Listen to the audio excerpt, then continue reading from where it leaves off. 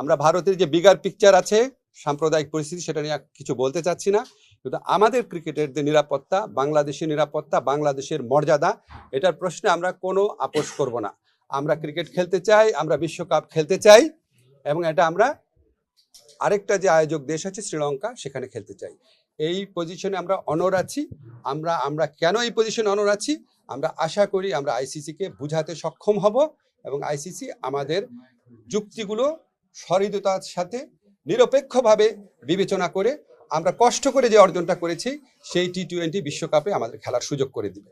আমাদের প্রথম স্ট্যান্ড হচ্ছে আইসিসিকে বুঝানো। আমাদের যথেষ্ট শক্ত যুক্তি আছে, সেই যথেষ্ট শক্ত যুক্তি দিয়ে আমরা আইসিসিকে বুঝাবো।